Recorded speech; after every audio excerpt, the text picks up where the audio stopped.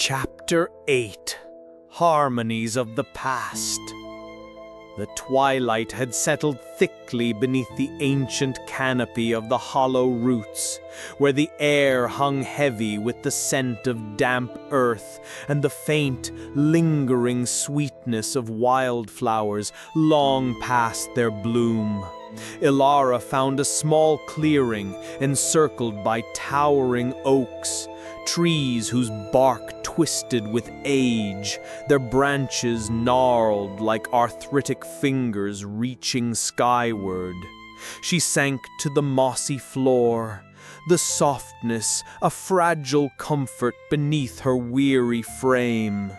Her lute rested gently against her thigh, its worn wood cool to the touch, strings humming faintly as if eager to sing. She closed her eyes, the first delicate notes spilling forth, a somber melody, born not of technical mastery, but of something deeper, more primal. The sound wove through the thickening gloom, a tapestry of longing and sorrow, threads pulled tight by the weight of a past long denied. The forest listened. Around her the shadows shimmered and shifted, and soon the air rippled like a disturbed pond. Shapes began to coalesce, faint, flickering images that danced between reality and dream. A young girl with dark hair, her eyes wide with innocent wonder, chasing fireflies beneath a golden sun. The laughter was soft, fragile. Then it twisted. The girl stumbled, reaching out as a shadow fell across her face, and the laughter cracked into something broken, distant. Elara's breath caught as the memory pressed close, vivid and raw.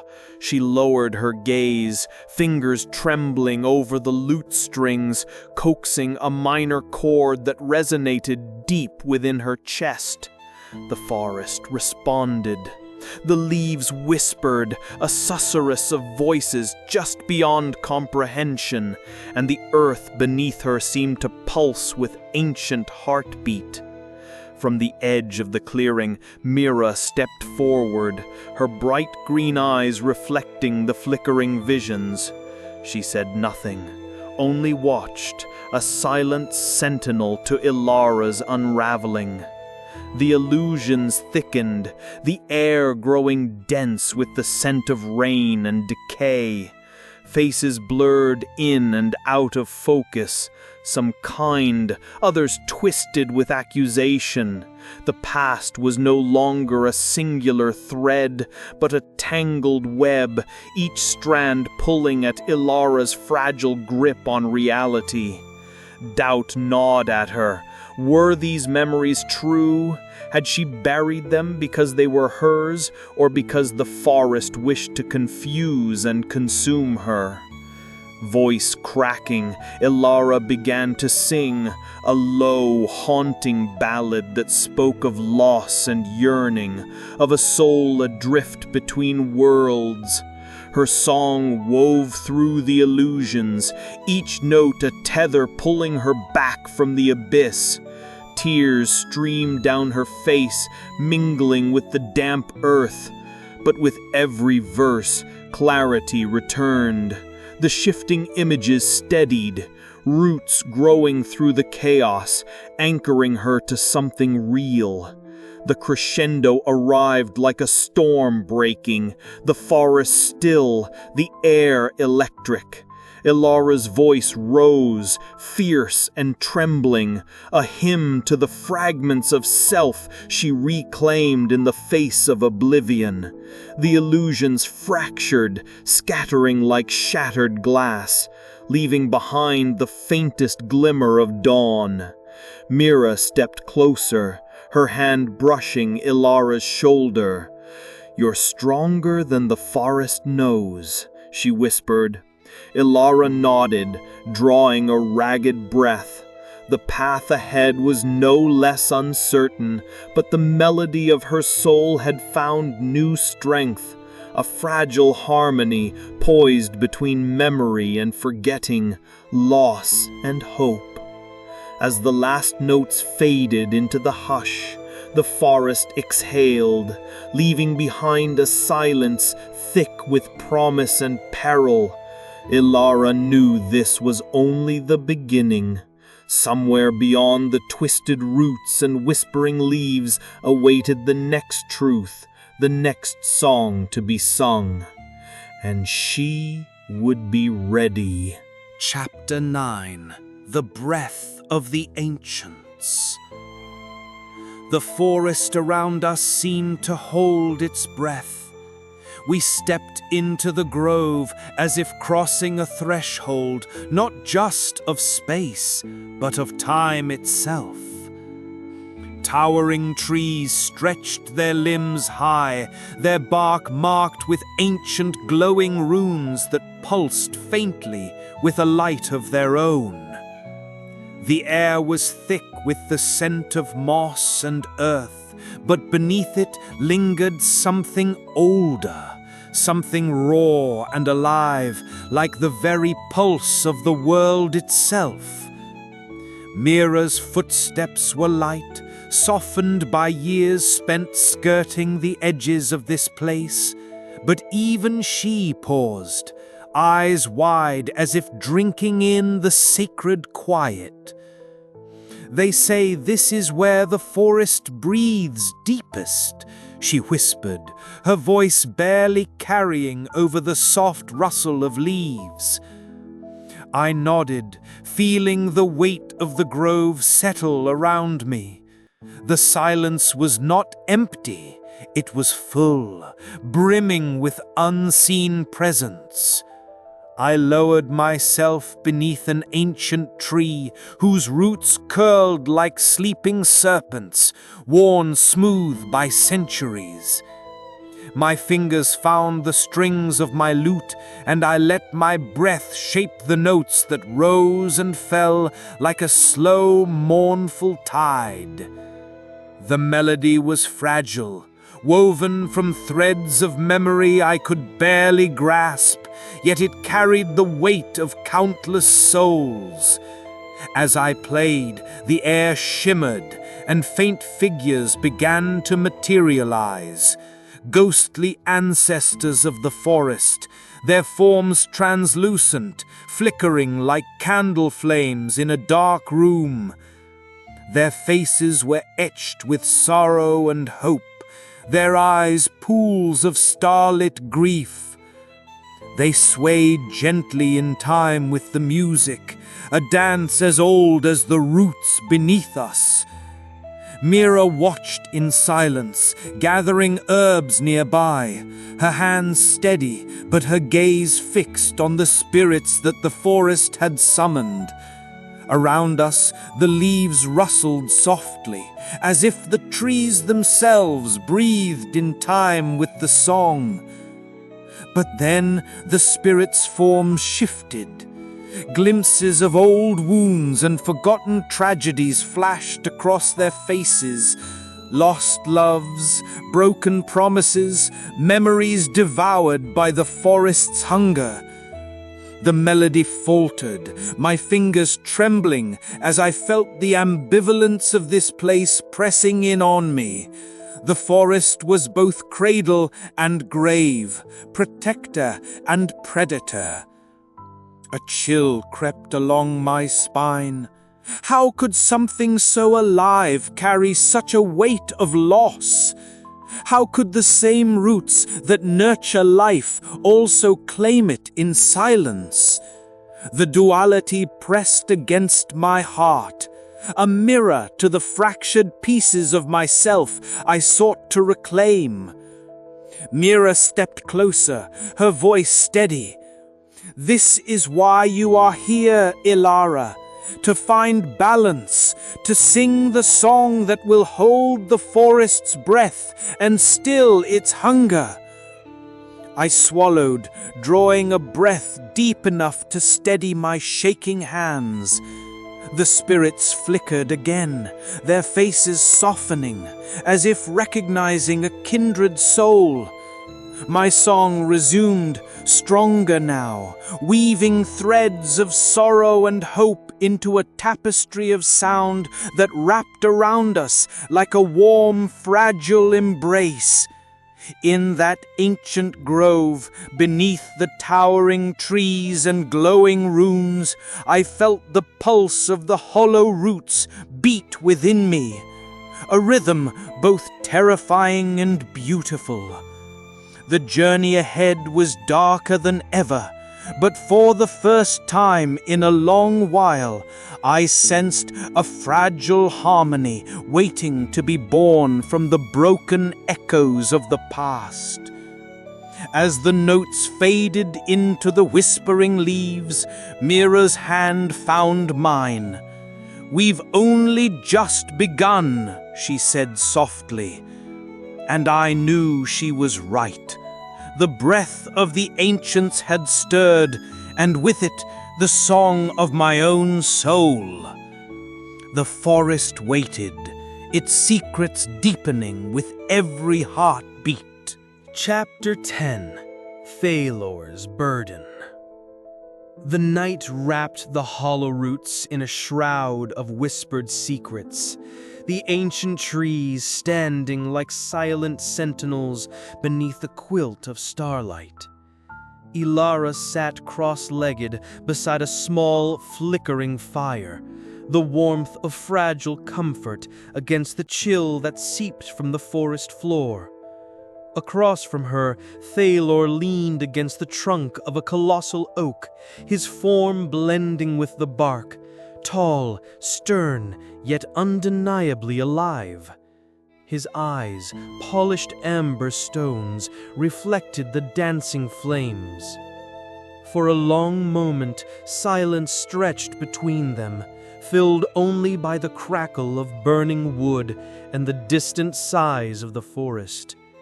Elara's fingers absent-mindedly strummed her lute, weaving soft, tentative notes into the night. It was Thalor who finally broke the quiet. "You seek answers," he said, his voice low and gravelly, like earth shifting beneath the roots. "Yet the forest holds many truths, some burdened with sorrow." Elara nodded, her gaze steady, though her heart fluttered with uncertainty. "I must understand.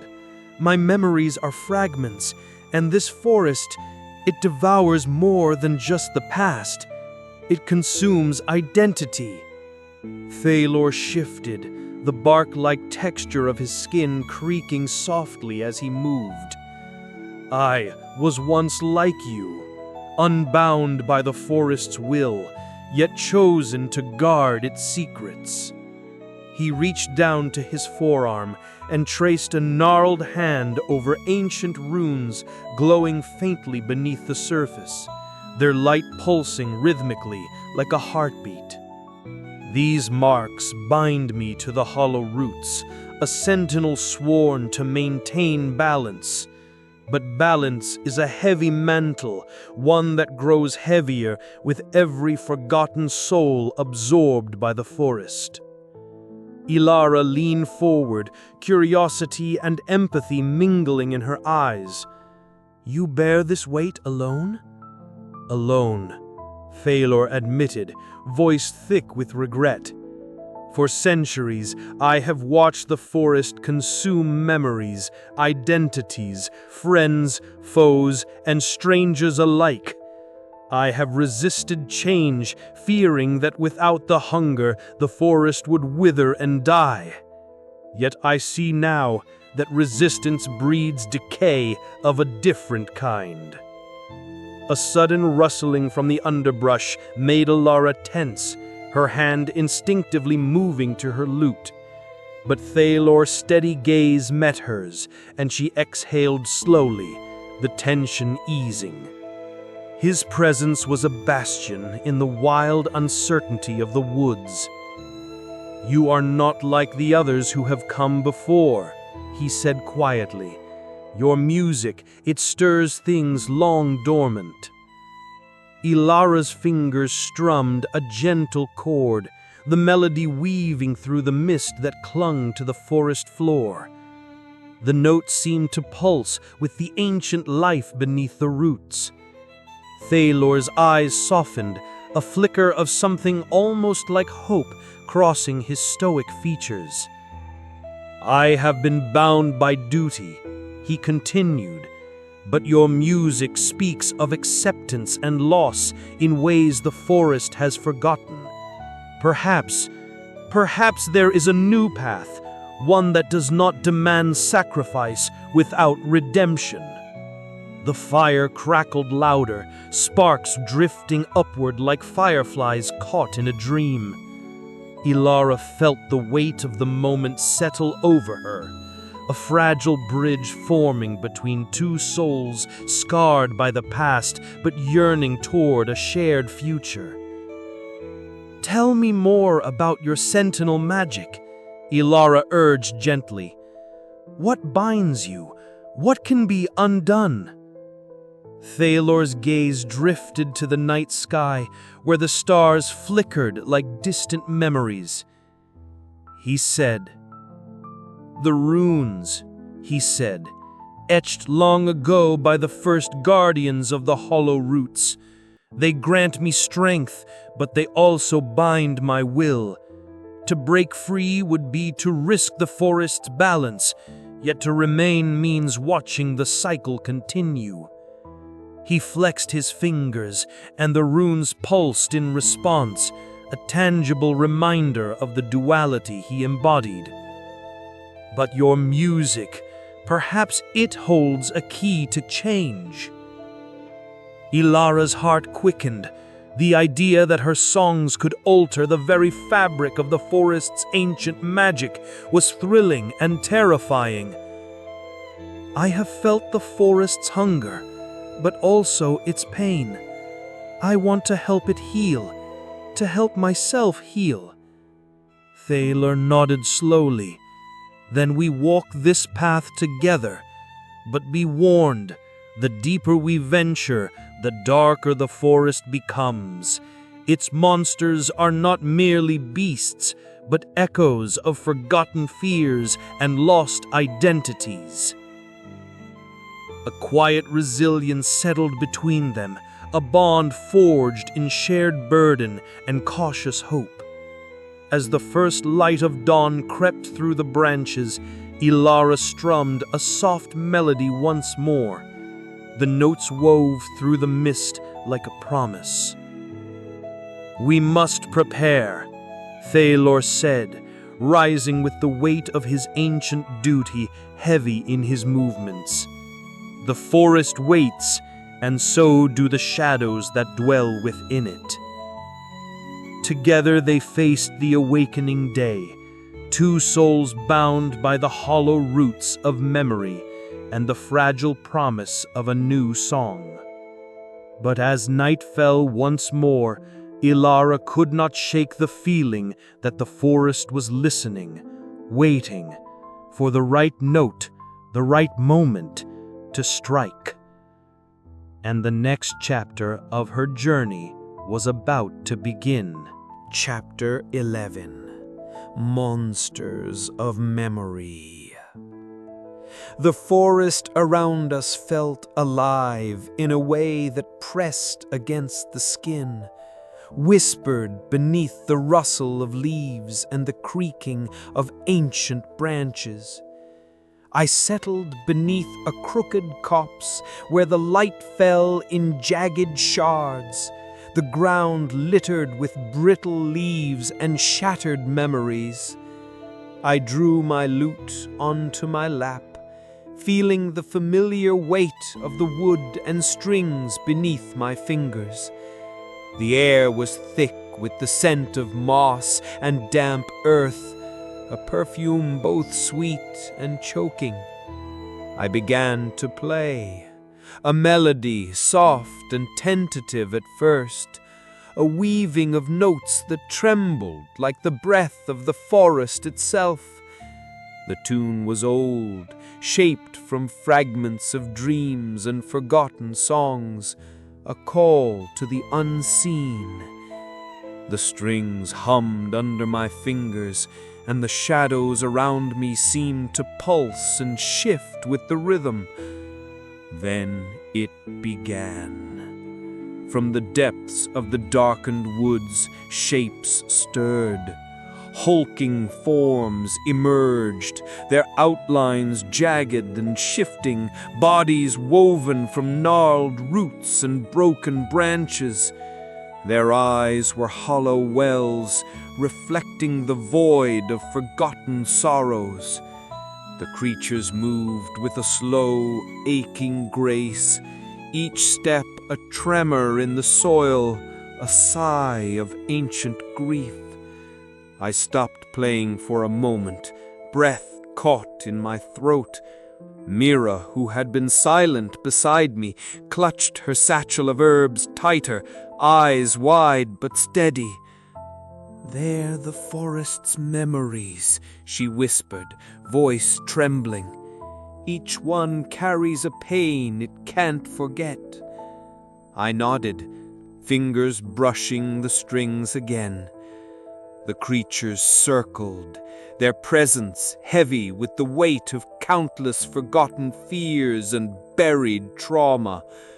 They were not mere beasts, but the embodiment of loss itself, each a story left untold, each a wound that refused to heal. With a tentative breath, I began to play anew. The song was slower now, a lament threaded with compassion. I wove the notes carefully, a fragile bridge between sorrow and solace. The creatures paused, their monstrous forms flickering at the edges, revealing glimpses of something more human beneath. The flicker of a name, a face, a moment of joy or despair. One beast reached out with a root-like limb, brushing the air near my cheek. I did not flinch. Instead, I let the music carry the pain away, soothing the ache that clung to the forest like a shroud. Suddenly, a low growl rose from deeper in the trees. Thalor appeared, tall and imposing, his bark-like skin catching the dappled light. His eyes, polished amber, shone with determination. Without a word, he stepped between me and a writhing mass of tendrils that lashed out like serpents, his presence a steadfast shield. "Elara," he said quietly, voice rough like the rustle of dry leaves. "Your music stirs the deepest wounds. We must be prepared." Mira moved to my side, her bright eyes resolute. We faced them together. The battle was not of blades or fire, but of wills and hearts. Each note I played tugged at the threads of memory, unraveling the monstrous forms or weaving them into fragile calm. The creatures hesitated, their fear and sorrow surfacing beneath their terrifying exteriors. As dawn crept through the leaves, the forest seemed to breathe easier. The monsters receded into shadows, softened by the song that carried both grief and hope. I felt the weight of their stories settle gently around me, no longer enemies, but echoes of a shared past. Mira placed a hand on my arm. She said, "You're changing the forest." I looked at Thalor, whose amber eyes held a mixture of respect and caution. Or perhaps it's changing me. The hollow roots were hungry still, but for the first time I felt the hunger might be sated not by forgetting, but by remembering with compassion. And in that fragile balance I found a new melody, a song of memory and mercy that would carry me deeper into the forest's heart. But the shadows had not yet fully receded, and I knew the true test was still to come. I strummed a final chord, letting it linger in the dawn light, a promise, a plea, a beginning, and the forest listened. Chapter 12. The Weight of Legacy. The morning air was crisp and biting as I stood at the edge of the cemetery. The first light of dawn spilling pale gold across the rows of stones. The earth beneath my feet still held the damp scent of freshly turned soil, the scent that had been both my livelihood and my burden for as long as I could remember. But this morning, the weight pressing down on me was heavier than the chill. Memories, sharp and unbidden, rose like ghosts from the past. My parents, their faces etched in the haze of grief and longing, and Uncle Corbin, his stern gaze forever imprinted on my mind, filled the silent space around me. I ran my weathered fingers over the smooth surface of the seventh key tucked inside my coat pocket. It was no longer just a relic, it was a symbol of everything I had come to accept and yet struggled against. The inheritance of a legacy steeped in sacrifice, mystery, and danger. The gate was closed, but the world beyond it was anything but quiet. Mara's words from the night before echoed in my mind. New threats were stirring, shadows that even the sealed magic did not fully contain. Returning to my small cottage felt like stepping back into a different life. The familiar creak of wooden floorboards and the muted glow of the fireplace offered comfort, but my thoughts were restless. Mara's research was relentless. She had spent hours poring over ancient texts and forbidden scrolls, uncovering hints of dangers lurking in the periphery of our already fragile world. The sealed magic was not the final word. Darker forces, perhaps tied to the old betrayals that had corrupted the Wraith, were beginning to stir. I found her in the cluttered study she had made her own, a sanctuary of knowledge amidst the chaos. Stacks of books teetered precariously, and the scent of old parchment filled the air. Candlelight flickered, casting dancing shadows across Mara's determined face. Her sharp green eyes flickered with a mix of exhaustion and urgency. "Elias," she said without looking up, "there's more than just the Wraith. The sealed magic was never the only danger. I've found references to other keys, other guardians, and warnings about what happens when those boundaries weaken." The gravity in her voice pulled me from my thoughts. I nodded slowly, feeling the stir of old fears mingled with a newfound resolve. For too long, I had carried this burden alone, wrapped in solitude and mistrust. But Mara's presence was a tether, a reminder that isolation was no longer an option. Later that day, I found myself hesitating outside a familiar door, Joran's. The neighborhood had always been a place of quiet skepticism toward the strange and the supernatural, but Joran was different. He was a steady anchor, a reminder of the tangible world when the boundaries around me blurred like mist. The creak of the door opening was sharper than I expected, breaking the silence I had held for years. "Elias," he greeted me with a cautious smile. "Haven't seen you around much. Everything all right?" His question was simple, but it cracked something inside me. For the first time in a long while, I found myself sharing fragments, not of the key, not of the sealed magic, but of my fears and uncertainties. And Joran listened.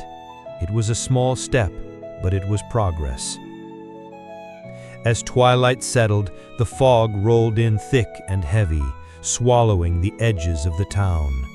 Walking home, I felt the familiar prickling sensation of being watched.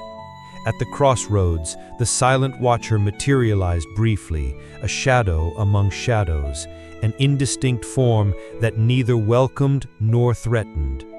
Their presence was a reminder that even with the gate sealed and the wraith defeated, unseen eyes still lingered on the edge of my world. That night, as I lay in the thin mattress that had been my bed for years, the weight of the legacy pressed on me anew.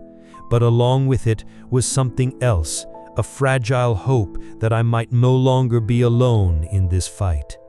The path ahead was uncertain, dark with unknown threats and haunted memories. Yet, with Mira at my side and the tentative support of others, I dared to imagine a future where the burden of the key was not just a weight, but a purpose. I closed my eyes, the image of the seventh key resting on my chest, its cold metal a promise and a warning.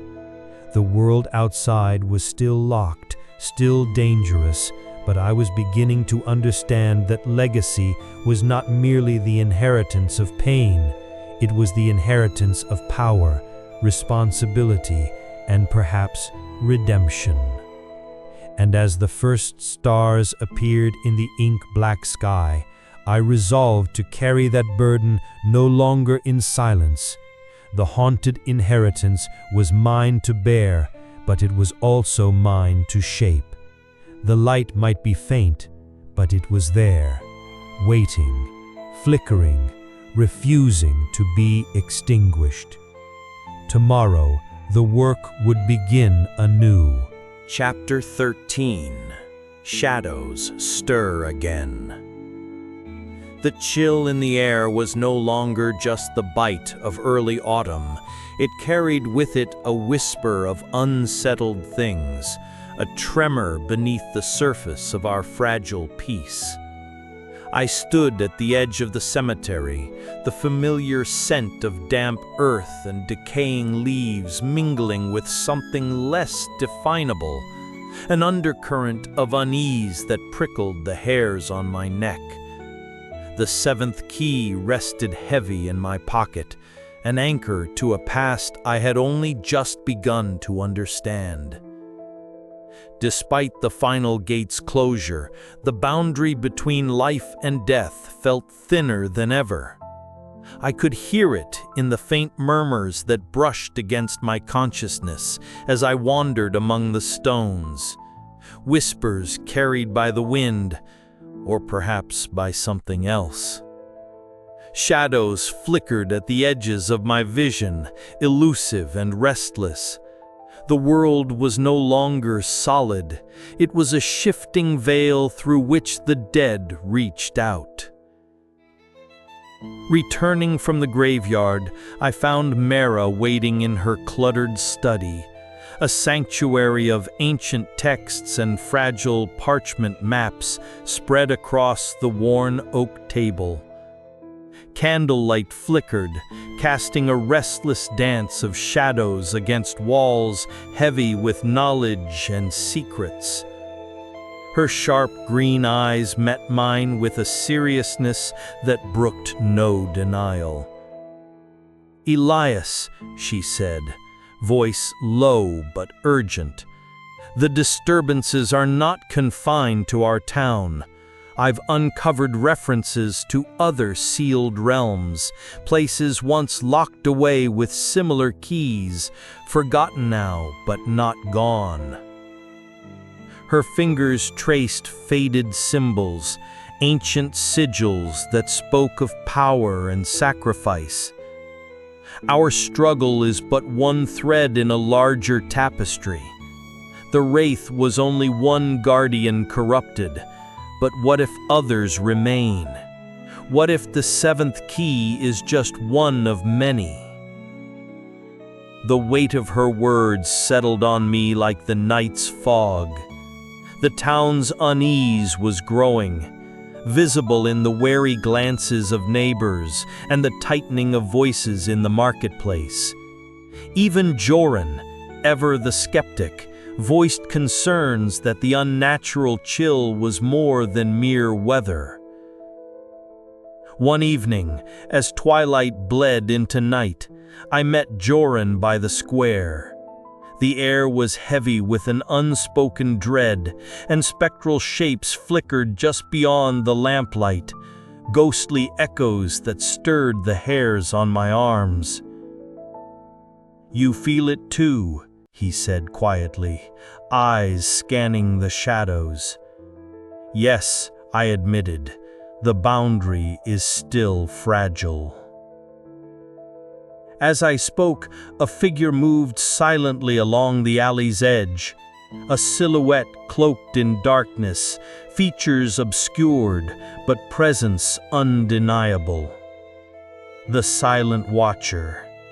Their gaze was a cold weight, a reminder that not all eyes were friendly and not all intentions clear. Back in Mira's study, we pored over ancient manuscripts by candlelight, piecing together a history that stretched beyond our own lives and losses. The sealed magic, the keys, the guardians, each thread wove a tale of power, sacrifice, and betrayal. But what unsettled me most was the realization that the peace we had fought for was only a pause, a breath between storms. I wrestled with a growing fear that the legacy I bore was not a burden to be cast off, but a call to vigilance. The shadows stirred once more, not just here, but in distant places hinted at in Mira's research. Our fight was far from over. Yet amid the tension, a fragile hope clung to me, that with knowledge, with allies, and with resolve, we might yet stand against the darkness.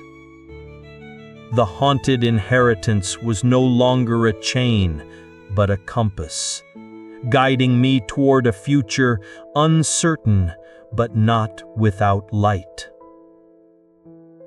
As the candle guttered low, I clasped the seventh key tightly, feeling its cold weight and the echo of those who had come before.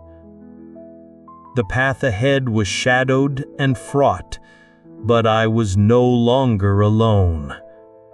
Together, we would face whatever stirred beyond the veil. And as the night deepened, the whispers continued, soft, persistent, a call to stand watch once more. Chapter 14. The Scholar's Burden. The study was cloaked in the kind of shadows that seemed almost alive, curling between the spines of books and the flickering candlelight that fought valiantly against the encroaching darkness. Mara sat cross-legged on the worn rug, her auburn hair catching the light like embers, her green eyes sharp and unwavering as she reached for a tome bound in cracked leather. I watched her fingers brush the faded gold lettering on the spine, an emblem I had never seen before, a coiling serpent encircling a key. "This order," she began, her voice a low murmur that still commanded the room's attention, "has guarded knowledge that many fear, and even more have tried to exploit. We've paid dearly for it." I shifted, the weight of my own key heavy in my pocket, its cold metal a silent reminder of the legacy I was trying to understand and resist. "Paid how?" She opened the book carefully, as though the secrets within were fragile and dangerous. "Members lost to madness, others vanished without a trace, and some sacrificed themselves to seal what should have never been disturbed. Our family line is tied to this, my ancestors and yours, intertwined in more ways than you realize. The revelations settled over me like thick fog. I had spent so long wrapped in my solitude, speaking softly to the dead beneath the soil, that the idea of shared burden was both alien and terrifying. "Why tell me this now?" I asked, the mistrust in my voice barely hidden. "Because the Wraith's corruption is spreading," Mara said, her gaze steady. "It's no longer confined to the gate. If we don't act, the cost will be far greater than either of us can bear alone." Outside, the wind picked up, rattling the window panes as if echoing Mara's warning. I stood and moved to the threshold, feeling the chill seep into my bones. The graveyard beyond was silent, but for the whisper of leaves and the distant call of a night bird. "I've spent my life buried in the past," I said quietly, "but maybe it's time to face what's coming, together." Mara smiled, a flash of warmth that cut through the cold. "It's about time." Later, beneath a sky smeared with stars, we found ourselves on the hill overlooking the town's sleeping heart. The air was sharp and biting, carrying the scent of damp earth and distant rain. Before us shimmered the veil, the thin membrane between life and death that flickered like a heat haze, unstable and fragile. Every day it weakens. We need to strengthen the wards, but it will take more than spells and rituals. It requires trust. I nodded, sensing the truth in her words. Trust was the one thing I had kept locked away, tighter than any door or gate. Days passed, and the town began to look to us as protectors, a mantle I was reluctant but slowly learning to bear. Joran, usually a figure of grounded skepticism, surprised me by offering his help. Around a small fire in my home, his voice was rough but sincere. "You're not alone in this, Elias," he said, looking into the flames as if searching for answers within their dance. "We all have shadows to face. Sometimes it helps to have company." The firelight flickered across his weather-beaten face, throwing his features into sharp relief. It was a rare moment of vulnerability, one that chipped away at the walls I had built around myself. Amidst these growing alliances, the silent watcher appeared again, always at the edges, shrouded in mystery. One fog-laden evening, I caught sight of their figure in the town square, standing motionless as the mist curled around them like a living thing. Their eyes, unseen but felt, seemed to pierce through the darkness, lingering on Mara and me before fading into the night. The uncertainty of their allegiance gnawed at me, but Mara's steady presence was a balm to my restless mind. "Not all shadows are enemies," she said, sensing my unease. "Sometimes they're just waiting for the right moment to reveal themselves." I wanted to believe her, to let go of the suspicion that had so long been my refuge. The scholar's burden was heavy, yes, but it was lighter when shared. That night, as sleep eluded me, I traced the outline of the 7th key against my palm, feeling the cold metal pulse faintly, as if alive. The path ahead was uncertain, shrouded in dangers both old and new, but for the first time, I was not walking it alone. The legacy I had tried to bury was waking, and with it, a fragile hope that even in the darkest shadows connection could be found. The scholar's burden was ours to bear, and together we would face whatever came through the doors only the dead could open. But as the night deepened and the wind whispered through the hollow streets, I couldn't shake the feeling that eyes unseen were watching, waiting for the moment to tip the balance. The silent watcher's presence was a silent promise and a warning. Tomorrow, everything could change.